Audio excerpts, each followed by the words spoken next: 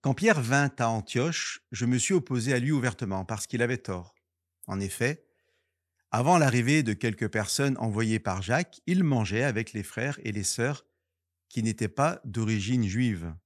Mais après leur arrivée, il a pris ses distances et s'est séparé des personnes qui ne venaient pas du judaïsme par peur des partisans de la circoncision. Les autres frères et sœurs qui venaient du judaïsme se comportèrent aussi lâchement que Pierre, et Barnabas lui-même se laissa entraîner par leur hypocrisie. Mais quand j'ai vu qu'ils ne se conduisaient pas d'une façon droite, conforme à la vérité de la bonne nouvelle, j'ai dit à Pierre devant tout le monde, toi qui es juif, tu vis à la manière de ceux qui ne le sont pas, et non selon la loi juive. Comment veux-tu forcer ceux qui ne sont pas juifs à vivre à la manière des juifs?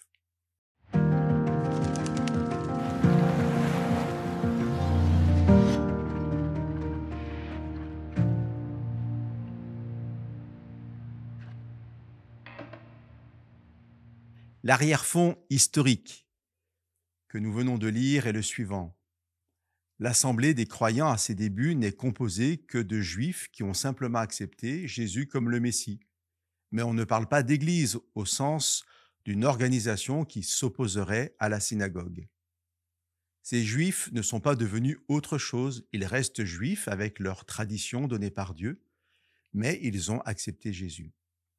Et très vite, dans cette synagogue qui a accepté Jésus comme le Messie, se posera et la question du salut des non-juifs et, si ce salut ne passe pas obligatoirement par une soumission à la loi juive, le problème, la question de la circoncision en tout premier lieu.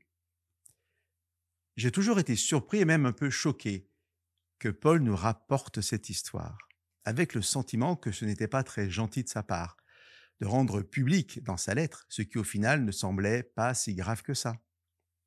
Et pourtant, Paul est inspiré, car le faux pas de Pierre n'est pas anecdotique. Au verset 14, Paul nous dit que Pierre ne marchait pas droit au regard de la vérité de l'Évangile. Et dans une église en pleine construction, encore fragile, il semble important de construire sur des fondements solides. Nous sommes là au cœur de ce qu'est la révélation donnée par Jésus. Cette bonne nouvelle, cet évangile qui nous fait prendre un nouveau chemin et marcher différemment. Cet évangile fonde l'unité des croyants et il est la source de leur liberté. Et la liberté de celui qui croit en Jésus-Christ n'est pas de faire ce qu'il veut, mais d'être capable d'accueillir l'autre, d'accueillir la différence, le blanc, le noir, l'homme, la femme, le juif, le païen. Ne nous y trompons pas, cet accueil est l'Évangile. Et l'Évangile, quelles que seraient les bonnes raisons que l'on avancerait, ne peut se vivre sans cet accueil.